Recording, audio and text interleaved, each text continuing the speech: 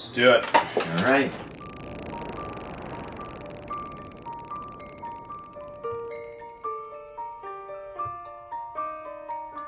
We had the concept of this song about this guitar, somehow drawing in what happened with Superstorm Sandy and the destruction of the boardwalk. There were a lot of things, kind of common pitfalls that we didn't want to fall into, and that was a challenge. But also that made it so exciting, and that's also probably why it took a year and a half to write.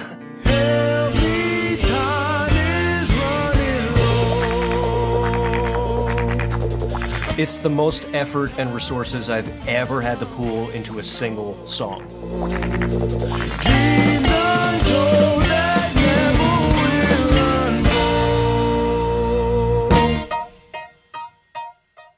We got painted into this corner that sounded like 2 parts Billy Joel, 1 part Andrew Lloyd Webber.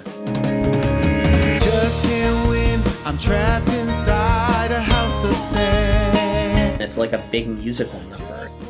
The rest of the songs were very tightly knit. This had a veritable cast of characters coming in and doing their little things.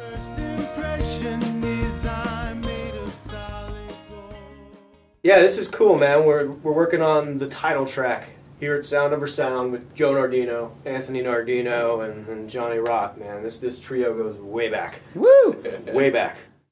Since birth, pretty much. Yes. Yeah. I was late for yours, but you were early for 6 mine. months late. I haven't forgiven you for it yet.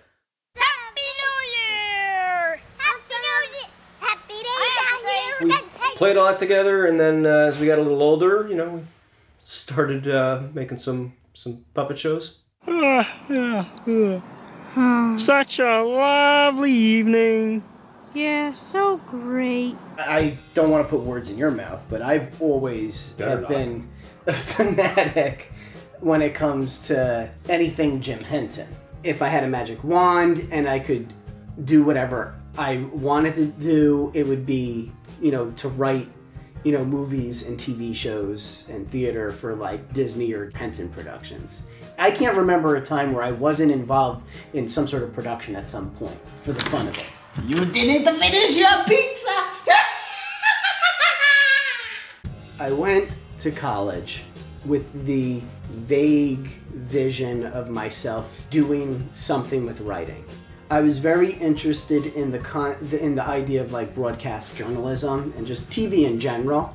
I became a teacher because I began a service project / graduate studies program where I taught for 2 years, and I was just like, hey, I'm really good at this. A side of Joe Nardino that not a lot of people know is Joe Nardino, the writer and the poet. And Joe's got it. Joe knows iambic pentameter, he knows poetic rhythm, he knows his Shakespeare, and it comes out in a lot of ways in the title track. When I do the stuff I want to do, it's like those are always like our best lessons. Cool. And that was what was fun about doing this project. It was just like, hey, we're our bosses. When I was in high school, I was involved in a lot of theater, and I wanted to record the music that I had written of a Christmas-themed musical. So, since I wanted to do some recording, even back then, Johnny Rock was the guy to go to. I wanna rock all day till the sun sets in the west. Then I'll rock all night. So that was the first time I ever did any official, you know, studio recording. Put myself in front of a microphone and see what this is all about. And it was awesome. It was an awesome experience. We also did the Mass Class promo. Yeah. Sirius Satellite Radio.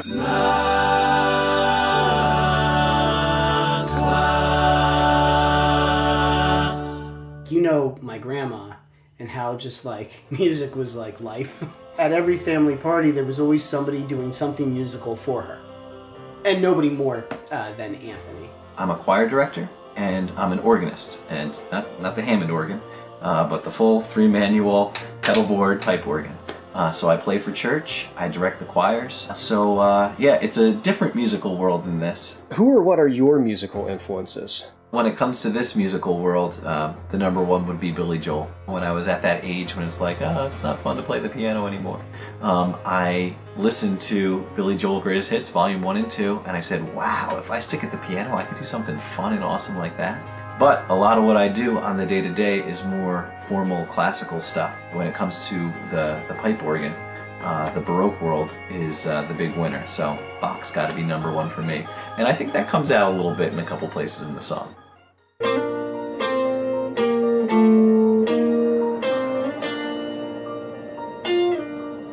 My mother's good friend, Alderina, also known as Aunt Alderina, her father loved the boardwalk and he loved games of chance, and he was good at them, which is weird because you would think a game of chance is left up to chance, but apparently with him, there was no chance, he was winning. He won this beautiful 12-string guitar sometime in the late 60s, early 70s. Anybody who's been on the Seaside Boardwalk knows that that's the toughest prize to win. This was one of those, top prizes on one of those crazy stands. Not just the one wheel that goes, but like the 3 wheels, and you have to get all 3 wheels in order to get the big prize. Now, I don't know if this is in my head or if this is part of the reality of the story, but that's the impression that I have. People just knew him as the lucky guy. The sad, ironic twist of fate is that this lucky man died very young, and the guitar gets left to his daughter, who doesn't play guitar. So there it sits in the attic, unplayed, for years and years and years. And this is why it's this kind of like, this thing of legend. It's kind of like a family legend. That was easily in that attic for probably about 15, 20 years. She ended up giving the guitar to my mother. She was like, unfortunately, it can't be played because the guitar, it's all messed up. It's completely warped. And I was like, oh, that's such a shame. And then I got the idea, well, maybe John or Max or somebody knows someone who can repair it for us. That guitar is a Zimgar. Zimgar being sort of a catch-all name for guitars coming out of a certain factory in Japan that they just sort of put together and threw out to America, almost like Sears book guitars. And those guitars are total crapshoots in terms of their quality. The body on that thing was rock solid, but the neck was beyond salvage. I doubt that that guitar was ever capable of playing music. Visions of fire over the wire, all I could see is my youth in debris, watching through cameras' eyes. It's this land of memories, this land of luck, like just got destroyed. Yeah, like like what bad luck to get hit by those 3 things. Yes, that entire landscape that we grew up in and knew and loved, and where that guitar originated, was just gone. You and Joe actually grew up down the shore, as we say. You know, you guys were actually there, and there when all that stuff happened and all that. We figured we could certainly tie that in to the story. Almost like this guitar is kind of like, yeah, it's up there, it's fading, it's warping, but it knows that all of this stuff is going on. That's how we sort of, in our minds, tied it together. This guitar wants to get out there and do something, and while that's happening, there's all this devastation literally going on all around it.